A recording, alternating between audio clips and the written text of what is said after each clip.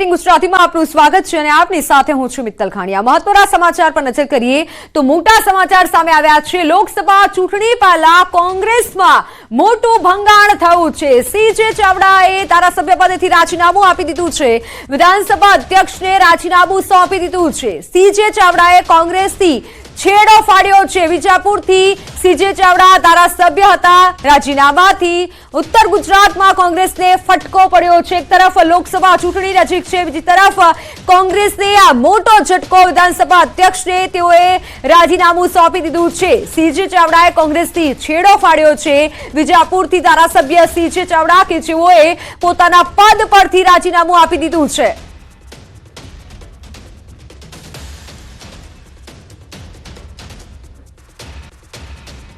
कांग्रेस पक्षना प्राथमिक सभ्यपदेथी राजीनामું મેં આપ્યું છે।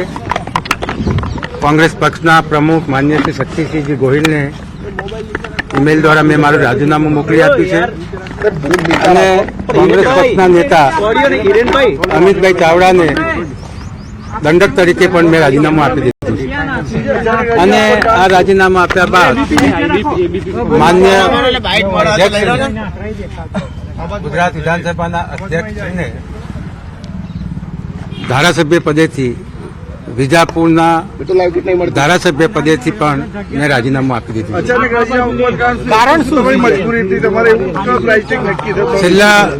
છેલ્લા 25 વર્ષથી મેં કોંગ્રેસ પક્ષમાં સેવાઓ આપી છે। ગઈકાલ રાત સુધી પણ મારા મત વિસ્તારમાં કોંગ્રેસ પક્ષના આગેવાનો સાથે મળીને લોકહિતના કાર્યો કર્યા છે। કોંગ્રેસના કોઈ આગેવાનો સાથે મારી કોઈ ફરિયાદ નથી, મને કંઈ ના મળ્યું એની કોઈ ફરિયાદ નથી, પરંતુ અત્યારે હાલ સમગ્ર દેશમાં અને આમ જોવા જાવ તો સમગ્ર વિશ્વમાં ગુજરાતના પનોતા પુત્ર નરેન્દ્રભાઈ મોદી એક વિશ્વ નેતા તરીકે ઉભરી આવ્યા છે। ત્યારે G20 જેવી કામગીરી થતી હોય, સમગ્ર વિશ્વના G20 શિખરના દેશોનું પરિષદ અહીંયા મળતી હોય માન્ય નરેન્દ્રભાઈ અને ભારત દેશના અધ્યક્ષ પદે, અત્યારે હાલ રામ મંદિરનું પ્રાણ પ્રતિષ્ઠા મહોત્સવ ઉજવાઈ રહ્યો છે 22 તારીખે। સમગ્ર દેશ અને સમગ્ર વિશ્વના લોકો રામ પ્રત્યે આસ્થા અને શ્રદ્ધા ધરાવી રહ્યા છે। ત્યારે સર્જિકલ સ્ટ્રાઇક થયો, ત્યારે આવા જ્યારે વિશ્વને અચંબા આપતા અને રાષ્ટ્રહિતને મહત્વ વધારતા, રાષ્ટ્રની દાજ વધારતા દરેક ધર્મના લોકો અને નાગરિકો આ કામગીરીને વખાણતા હોય, ત્યારે કેટલીક વાર કોંગ્રેસ પક્ષના એમના જે કોઈ સલાહકારો હોય એના કારણે જે નિવેદનો થાય છે એનાથી રાષ્ટ્રને પણ નુકસાન થતું હોય છે। અને ગુજરાતના પનોતા પુત્ર જ્યારે નરેન્દ્રભાઈ મોદી અને અમિત શાહ આઝાદીની લડાઈમાં જેમ મહાત્મા ગાંધી અને સરદાર વલ્લભભાઈ પટેલ આ દેશને આઝાદ કરવા માટે લડાઈ લડતા હતા અને ગુજરાતનું ગૌરવ સમગ્ર વિશ્વમાં વધાર્યું હતું, એમ જ્યારે વિશ્વ નેતા તરીકે ઉભરી આવેલા ગુજરાતના પનોતા પુત્ર નરેન્દ્રભાઈ મોદી હોય અને એને સાથ સહકાર અમિત શાહને આપતા હોય, ગુજરાતની ટીમ આપતી હોય, ત્યારે આપણે એમના વિઘ્નરૂપ બનવા નથી માંગતા। એટલે મેં રાજીનામું આપ્યું છે। યુદ્ધ પછીની શાંતિ અને શાંતિ પછી પાછળ નવેસરથી આખું જીવન અને પ્રવાહ ચાલુ થતો હોય છે, એ પ્રમાણે હજી મારા મતદાતાઓને પૂછીને શું કરવું એ વિચાર। આજે ધારાસભ્ય પદેથી રાજીનામું આપી દીધું, શું સીજે ફરી ધારાસભ્ય બનશે કે સાંસદ બનશે? એવી કોઈ વાત થઈ નથી। હાલ તો મેં ફક્ત કોંગ્રેસ પક્ષમાંથી રાજીનામું આપ્યું છે અને કોંગ્રેસ પક્ષમાંથી રાજીનામું આપ્યા પછી આજે જ હું મારા મત વિસ્તારના પ્રવાસે હોઈશ અને બધા જ મતદાતાઓ અને આગેવાનો સાથે વાત કરીને આગળ કઈ રીતે વધુ એની વિચારણા કરી, પરંતુ કોંગ્રેસ સાથે નથી। એક વાત હતી કે 4મી તારીખે સીજે કેસરિયા ધારણ કરે જોડાવાની, હાલ એવી કોઈ તારીખ નક્કી થઈ નથી, એવી કોઈ વાત થઈ નથી, પરંતુ મારા મતદાતાઓ આજકાલમાં નક્કી કરશે શું કરવું એ। તમારી સાથે સંવાદદાતા ગીતા મહેતા જોડાઈ ચુક્યા છે, જેમની પાસેથી વધુ વિગતો જાણીશું। ગીતા, હાલ જો વાત કરવામાં આવે, ધારાસભ્ય સીજે ચાવડાએ રાજીનામું આપી દીધું છે, આનાથી કોંગ્રેસને કેટલું નુકસાન?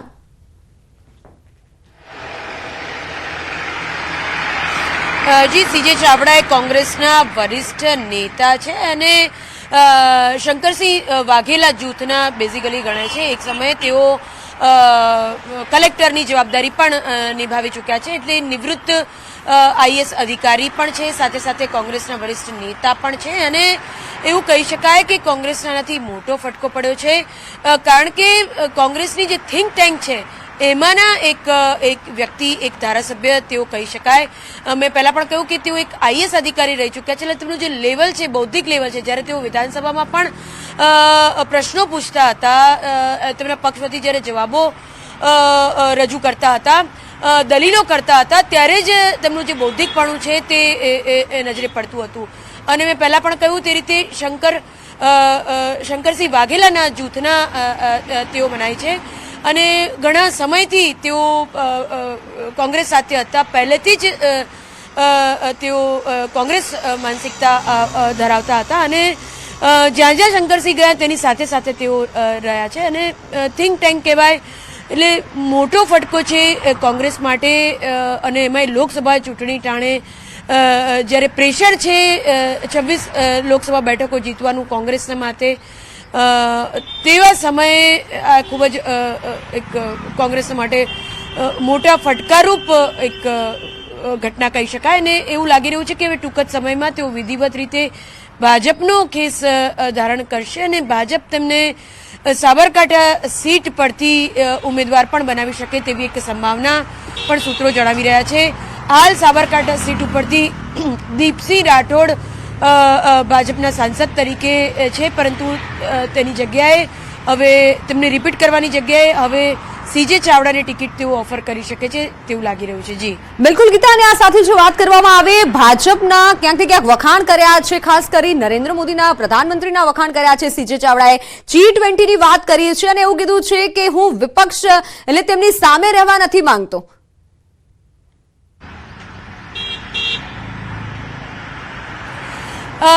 જી, રાજકારણમાં હંમેશા ફાયદાનું રાજકારણ હોય છે. એટલે સ્વાભાવિકપણે જ્યારે નેતાઓ પક્ષપલટો કરતા હોય છે, રાજીનામું ધરતા હોય છે, ત્યારે માત્ર ને માત્ર લોકોની સેવા કે લોકોના પ્રતિનિધિ તરીકે તેઓ પોતાની જાતને નથી જોતા હોતા, તેમનો પોતાનો ફાયદો ક્યાં વધુ છે તે પણ જોતા હોય છે. એટલે સ્વાભાવિક છે કે હવે તેમને ભાજપમાં જોડાવાનું તેઓ મન બનાવી ચૂક્યા હોય, તેમની સાથે ભાજપ પાર્ટીએ કોઈ પ્રકારના પ્રોમિસીસ કર્યા હોય અને એ પ્રોમિસીસના ચલતા હવે જે જગ્યાએ જવાનું હોય એના વખાણ કરે, સ્વાભાવિક છે. બિલકુલ ગીતા, આભાર માહિતી બદલ. તો હાલ જે પ્રમાણે મહત્વના સમાચાર, રાજીનામાથી ઉત્તર ગુજરાતમાં પણ કોંગ્રેસને મોટો ફટકો પડવાનો છે. એક તરફ લોકસભા ચૂંટણી છે, બીજી તરફ મોટું માથું અને મોટા નેતા કહી શકાય સીજે ચાવડા, જેઓ કોંગ્રેસમાંથી તેઓએ રાજીનામું આપી દીધું છે. સીજે ચાવડાના રાજીનામાથી કોંગ્રેસને મોટો ફટકો પડશે અને સમાચાર એવા પણ છે, શક્યતા એવી પણ છે કે તેઓ ભાજપમાં જોડાઈ શકે છે, કારણ કે તેઓએ જે પ્રેસ કોન્ફરન્સ કરી તેમાં તેઓએ સીધું કીધું છે કે G20 ના તેઓએ વખાણ કર્યા છે, પ્રધાનમંત્રીના તેઓએ વખાણ કર્યા છે અને સાથે તેમને એવું પૂછવામાં આવ્યું કે ભાજપમાં શું તેઓ જોડાઈ શકે છે, તો તેઓએ તારીખ નથી કીધી, પરંતુ પૂરી શક્યતા છે કે સીજે ચાવડા ભાજપમાં જોડાઈ શકે છે. સીજે ચાવડાએ ધારાસભ્ય પદેથી જે રાજીનામું આપી દીધું છે, વિધાનસભા અધ્યક્ષને તેઓ રાજીનામું સોંપી દીધું છે.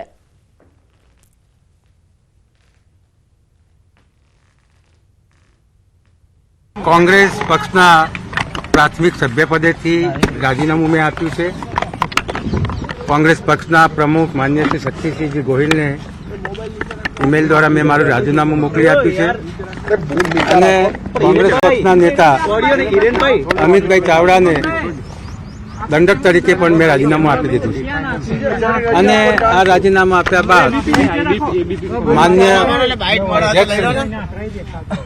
ગુજરાત વિધાનસભાના અધ્યક્ષને ધારાસભ્ય પદેથી, વિજાપુરના ધારાસભ્ય પદેથી પણ મેં રાજીનામું આપી દીધું.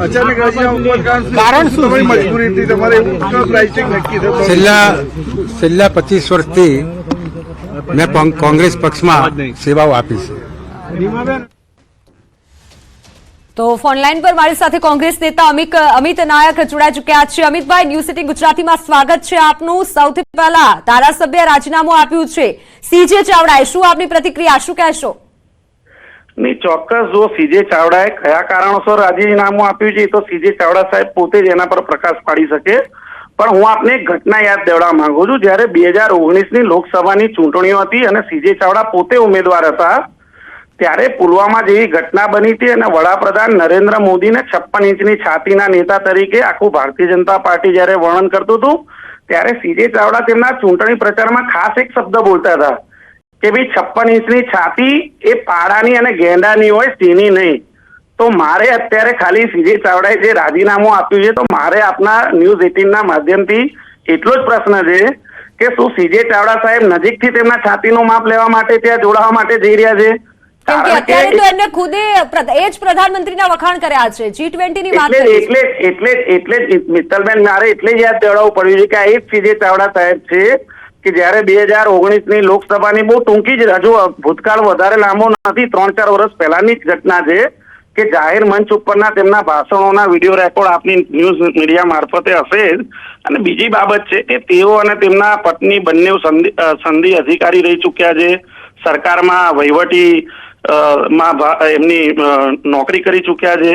તો જો આ રીતના અધિકારીઓ જે ભૂતકાળમાં આ રીતે સરકારની અંદરમાં કામ કરી ચૂક્યા છે, તો સરકારે કઈ પ્રકારે દબાણની રાજનીતિ કરીને કઈ પ્રકારની પ્રેશર ટેકનિકથી એમનું રાજીનામું લેવડાયું છે અને જે રીતે ભારતીય જનતા પાર્ટીમાં જોડાઈ રહ્યા છે. બીજી એ વાત કે સીજેભાઈએ કીધું છે, સીજે ચાવડાએ કીધું છે કે કોંગ્રેસના નિવેદનથી દેશને નુકસાન થઈ રહ્યું છે. આ મોટું નિવેદન તેઓ મીડિયા સામે આપ્યું છે. હું આજે આપના ન્યૂઝ 18ના માધ્યમથી કહી દઉં છું, જે પણ નેતાઓ પોતાના અંગત લાભ માટે ભગવાન શ્રીરામના નામનો દુરુપયોગ કરી રહ્યા છે અને અયોધ્યાના શ્રીરામ મંદિરના બહાને પોતાના રાજકીય રોટલા શીખવા જઈ રહ્યા છે, એમને ખુદ ભગવાન શ્રી રામ પણ માફ નહીં કરે.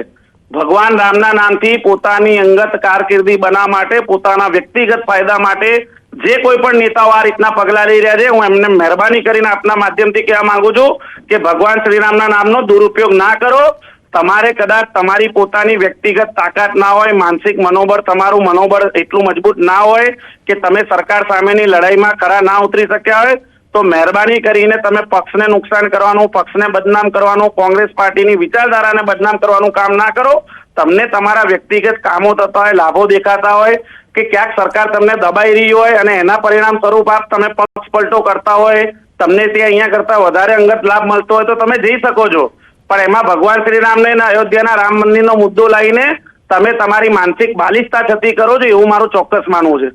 જી અમિતભાઈ, ન્યૂઝ 18 ગુજરાતી સાથે જોડાવા બદલ આભાર આપનો. ભારતીય જનતા પાર્ટીમાંથી આપણી સાથે યજ્ઞેશ દવે જોડાઈ ચુક્યા છે. યજ્ઞેશભાઈ, ન્યૂઝ 18 ગુજરાતીમાં આપનું સ્વાગત છે. કોંગ્રેસને ફટકો પડ્યો છે. એક તરફ સીજે ચાવડાએ રાજીનામું આપ્યું છે, તો બીજી તરફ શક્યતા એવી છે કે ભારતીય જનતા પાર્ટીમાં જોડાઈ શકે છે. હેલો જી યજ્ઞેશભાઈ, અવાજ આવી રહ્યો છે? હા, આવે છે, બોલો. સીજે ચાવડા ભારતીય જનતા પાર્ટીમાં જોડાઈ શકે છે. લોકસભા ચૂંટણી નજીક છે, કોંગ્રેસને ફટકો પડ્યો છે. ભારતીય જનતા પાર્ટીમાં જોડાય ન જોડાય એ 2 નંબરનો પ્રશ્ન છે. કારણ કે આના પહેલા પણ તમે જુઓ તો 2 ધારાસભ્યો રાજીનામું આપી ચુક્યા છે. ભારતીય જનતા પાર્ટી આદરણીય સી આર પાટીલ સાહેબના સંગઠનાત્મક કાર્યોથી એ જુઓ તો 156 સીટો ગુજરાતની જનતાએ ભારતીય જનતા પાર્ટીને આપી છે. તો ભારતીય જનતા પાર્ટીને એવી સરકાર બનાવવા માટે કે એના માટે કોઈ તોડજોડ કરવાની જરૂર પડતી નથી. છતાં પણ આજે 17 જેટલી નાની સંખ્યામાં કોંગ્રેસ વિક્રમ સર્જવા માટે ટેવાયેલી છે. સૌથી ઓછા ધારાસભ્યો કદાચ ગુજરાતમાં હશે આટલા સમય બાદ. કારણ કે ગુજરાતમાં તો સત્તા ભોગવી ચૂકેલી છે. જ્યાં સત્તા નથી ભોગવી ચૂકી ત્યાં તો નામશેષ છે, પરંતુ સત્તા ભોગવી ચૂકેલી કોંગ્રેસ છે ત્યાં 17 જેટલા ધારાસભ્યો લઈને આવે, સૌથી ઓછા અત્યાર સુધીના ગુજરાતના ઇતિહાસમાં. તો આ ધારાસભ્યો છતાંય તૂટવા માંડ્યા. 2 પહેલા તૂટ્યા, 1 અત્યારે તૂટ્યા. એટલે એક કોંગ્રેસે વિચારવાની જરૂર છે કે કોંગ્રેસના ધારાસભ્યો કેમ તૂટી રહ્યા છે. ભારતીય જનતા પાર્ટીમાં જોડાય ન જોડાય એ 2 નંબરની વસ્તુ છે. ભારતીય જનતા પાર્ટીમાં જોડાવા માટે આજે તમે જુઓ તો આખું વિશ્વ નરેન્દ્રભાઈની વિચારધારા હેઠળ ચાલી રહ્યું છે.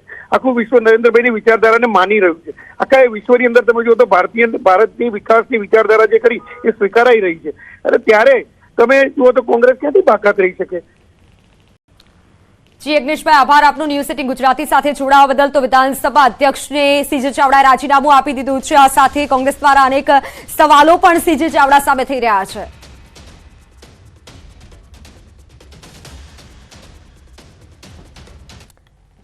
તો સમાચારોમાં હાલ સમય થયો છે વિરામનો.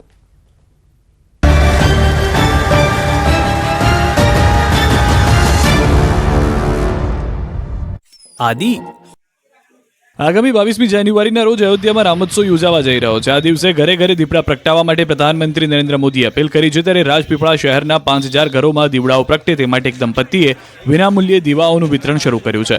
રાજપીપળામાં ગિફ્ટ શોપ ચલાવતા રામભક્ત તેજસ ગાંધી અને દત્તા ગાંધીએ સંકલ્પ લીધો છે કે 20મી જાન્યુઆરી સુધીમાં 10,000થી વધુ લોકોને 2 દીવડા ભેટ સ્વરૂપે આપવા. જેઓ અત્યાર સુધી 5,000થી વધુ દીવડાઓનું વિતરણ કરી ચૂક્યા છે. તેમની દુકાને આવનાર તમામ ગ્રાહકોને 2 દીવા જ્યોતિ સાથે મફત આપી રહ્યા છે. લોકોને ખબર પડતા સામે ચાલીને દુકાનમાંથી કોઈ પણ વસ્તુ ના પણ લેતા હોય તો પણ જય શ્રી રામ કહી દીવા આપો એમ કહી માંગ કરી રહ્યા છે. રાજ્યમાં આજથી વન સેતુ ચેતના યાત્રાનો પ્રારંભ થયો છે. નવસારીથી સીએમ ભૂપેન્દ્ર પટેલના હસ્તે યાત્રાનો પ્રારંભ થયો છે. 22મી સુધી નવસારીથી અંબાજી સુધીની યાત્રા ચાલશે. 13 જિલ્લા અને 28 તાલુકામાંથી યાત્રા પસાર થશે. 1000 જેટલા કિલોમીટરની યાત્રા કરશે. યાત્રામાં વન સહભાગી મંડળીઓ સાથે મુલાકાત અને સંવાદ કરાશે. મહિલા સ્વસહાય જૂથો સાથે મુલાકાત. વિશેષ સિદ્ધિ પ્રાપ્ત કરનાર આદિવાસીઓનું સન્માન કરાયું. સરકારના 20 વર્ષની સિદ્ધિઓનો અહેવાલ. રામ મંદિર પ્રાણ પ્રતિષ્ઠાની સકારાત્મક ઉજવણી કરાશે. સરકારી યોજનાઓની સમીક્ષા. એફઆરએના લાભો. યાત્રી સભા પણ કરાશે. જંગલ વિસ્તારના ગામોમાં વસતા આદિજાતિ સમુદાયના લોકોને મળી રૂબરૂ સંવાદ થકી સ્થાનિક લોકોની સમસ્યાનું નિરાકરણ લાવવા પ્રયાસ થશે. યાત્રા દરમિયાન રાત્રિના સમયે ભજન સંધ્યા. યાત્રાના માર્ગમાં આવતા પ્રસિદ્ધ મંદિરોને દર્શનનું આયોજન કરાયું છે. આ તકે મુખ્યમંત્રી ભૂપેન્દ્ર પટેલે સુપ્રસિદ્ધ નવસારીના ઉનાઈ યાત્રાધામ ખાતે મા ઉષણ અંબાના દર્શન કરી આશીર્વાદ મેળવ્યા. મુખ્યમંત્રી ભૂપેન્દ્ર પટેલે અને પ્રદેશ પ્રમુખ CR પાટીલે ઉનાઈ ખાતે પહોંચી સફાઈ કરી હતી. હાથમાં ઝાડુ લઈને સફાઈ કરતા નજરે પડ્યા હતા. વડાપ્રધાન નરેન્દ્ર મોદીની સ્વચ્છતા હી સેવા કાર્યક્રમ અંતર્ગત મંદિરમાં સાવરણો ફેરવ્યો. આ દરમિયાન લોકોએ જય શ્રી રામના નારા લગાવ્યા. નવસારીના સાંસદ CR પાટીલે લોકોને અયોધ્યા જવા આમંત્રણ આપ્યું. બીજી તરફ નવસારીમાં મુખ્યમંત્રી ભૂપેન્દ્ર પટેલ દ્વારા પૌરાણિક મંદિરના પુનર્દ્વારનું કામનું ખાતમુહૂર્ત કરાયું. ઉનાઈ માતાજીના મંદિરની બાજુમાં આવેલું છે આ પૌરાણિક મંદિર, જેમાં ભગવાન શ્રીરામ, લક્ષ્મણ અને માતા જાનકી બિરાજે છે. અંદાજે 1 કરોડ રૂપિયાના ખર્ચે આ પૌરાણિક મંદિરનો પુનર્દ્વાર કરાયો છે. મુખ્યમંત્રી દ્વારા ઉનાઈ માતાજી મંદિરની બાજુમાં બિરાજમાન ભગવાન શ્રીરામ, લક્ષ્મણ, જાનકીના પૌરાણિક મંદિરનું અંદાજે 1 કરોડ રૂપિયાના ખર્ચે પુનર્દ્વાર કરવાનો છે. તેનો ખાતમુહૂર્ત કરવાનો છે. રામ મંદિર પ્રાણ પ્રતિષ્ઠાને લઈને દેશભરમાં ઉત્સાહ આસમાને છે. લોકો રામ ભક્તિમાં લીન થયા છે. જ્યારે જેતપુરનું જલારામ ધામ પણ રામ ભક્તિમાં લીન થયું છે. રામોત્સવને લઈને વીરપુરમાં ભક્તોએ ખાસ પ્રસાદ તૈયાર કર્યો છે. આગામી 22મી જાન્યુઆરીના રોજ જલારામ મંદિર દ્વારા 50 મણ મગજના લાડુના પ્રસાદનું વિતરણ કરાશે. જેથી જલારામ મંદિરના મગજના લાડુ બનાવવાની તૈયારીઓ શરૂ કરી દેવામાં આવી છે. જેતપુર જલારામ મંદિર ટ્રસ્ટ અને સ્વયંસેવકો દ્વારા લાડુના પ્રસાદ પેકિંગ કરવાની કામગીરી હાથ ધરવામાં આવી છે. 50 મણ લાડુ બનાવવા માટે રસોડા ધમધમવા લાગ્યા છે. મોટી સંખ્યામાં ભક્તો પ્રસાદ બનાવવા લાગી ગયા છે. 22મી જાન્યુઆરી જેતપુર જલારામ મંદિરે લાડુનું વિતરણ કરાશે. બીજી તરફ રામ મહોત્સવને લઈને જેતપુરની બજારો પણ સજ્જ થઈ ગઈ છે. જેતપુરની બજારોમાં ધ્વજા પતાકા લગાવી દેવાયા છે. દેશ આખો રામ ભક્તિમાં લીન થયો છે. ત્યારે અમદાવાદની ગાયનેક હોસ્પિટલમાં પણ ભગવાન રામના રંગમાં રંગાઈ ગઈ છે. 22મી જાન્યુઆરીની તૈયારીઓ શરૂ કરી દેવામાં આવી છે. 22મી જાન્યુઆરીએ જ બાળક જન્મે તેવું મોટાભાગની ગર્ભવતી મહિલાઓ ઈચ્છી રહી છે. જે મહિલાઓને 9 મહિના જાન્યુઆરીના એન્ડમાં પૂર્ણ થઈ રહ્યા છે, તે માતાઓ પણ ઈચ્છા છે કે તેનું બાળક 22 જાન્યુઆરીના દિવસે જ જન્મે. આ જ દિવસે નોર્મલ કે સિઝેરિયનથી પોતાના બાળકોનો જન્મ થાય તે માટેનો પ્લાન મહિલાઓ કરી રહી છે. જેને લઈને ગાયનેક હોસ્પિટલમાં વિશેષ તૈયારી કરી દેવામાં આવી છે. 22 જાન્યુઆરીના જે પણ બાળક જન્મ લે તેને પહેરવા માટે વિશેષ કપડાં તૈયાર કરાયા છે, જેમાં ભગવાનનું બાળ સ્વરૂપ અને જય શ્રી રામ લખેલા કપડાં તૈયાર કરવામાં આવ્યા છે. 22 જાન્યુઆરી અયોધ્યામાં રામલલ્લાની પ્રાણ પ્રતિષ્ઠા થવાની છે. આ સમયે લોકો પોતપોતાની રીતે વિવિધ કાર્યક્રમોમાં આયોજન કરી રહ્યા છે. ત્યારે ગુજરાતની પ્રથમ સિવિલિયન મહિલા સ્કાય ડાઈવર શ્વેતા પરમારે થાઇલેન્ડમાં 13,000 ફૂટની ઊંચાઈએ પ્લેનમાંથી જમ્પ મારીને જય શ્રી રામ લખેલું બેનર ફરકાવ્યું છે. અનોખી ભક્તિ બતાવી છે. આકાશમાં રામ નામનો ધ્વજ લહેરાવવા માટે મહિલાએ દિવાળીના દિવસોથી પ્લાન બનાવી 1 મહિના જેટલી તાલીમ લીધી હતી. જોકે આ મહિલા સ્કાય ડાઈવર અત્યાર સુધીમાં 297 વખત આકાશી કૂદકો મારી ચૂકી છે. વડોદરામાં રહેતી સ્કાય ડાઈવર શ્વેતા પરમારે કહ્યું કે થાઇલેન્ડમાં જય શ્રી રામ લખેલા બેનરને આકાશમાં ફરકાવવાનું નક્કી કર્યું હતું, જેના માટે છેલ્લા 1 મહિનાથી તૈયારી કરી રહી હતી અને વધારે તાલીમ પણ લીધી હતી. તો જે દિવસે મારે જમ્પ કરવાનો હતો તે દિવસે પ્લેનમાં ટેકનિકલ ખામી સર્જાઈ હતી. જોકે ભગવાન શ્રી રામની કૃપાથી સારી રીતે જમ્પ માર્યો હતો. વડોદરાના મકરપુરા વિસ્તારમાં રહેતા શ્વેતા પરમાર અલગ અલગ એરક્રાફ્ટમાંથી અત્યાર સુધીમાં 297 વખત સ્કાય ડાઇવિંગ કરી ચૂક્યા છે.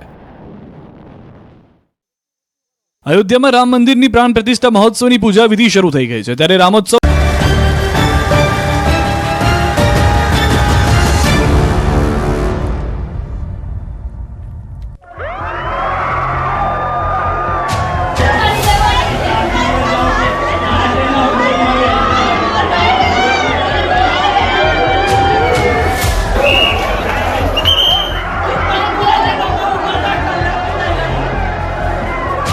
हम पाइप पकड़ कर ऊपर आ गए.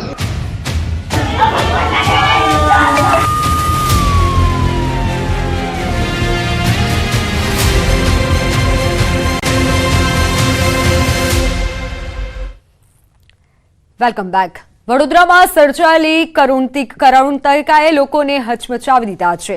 નિર્દોષ બાળકોના જીવ ગયા છે, મોત થયા છે, ગમનો માહોલ છવાયો છે. તેવામાં ન્યૂઝ 18 ગુજરાતીએ વડોદરાના હરણી લેક પરની સ્થિતિનું રિયાલિટી ચેક કર્યું છે. રિયાલિટી ચેક કરતા બોટને વેલ્ડિંગ અને થીગડાબારી ચલાવાતું હોય તેવો વિડીયો સામે આવ્યો છે. અને આ ઉપરાંત સ્વિમિંગ કરી રહેલા તૂટેલી હાલતમાં સ્વિમિંગ રિંગ જે મળી આવી છે, તળાવની ફરતી નિયમ વિરુદ્ધ રેલિંગ લગાવી હોવાનું પણ સામે આવ્યું છે.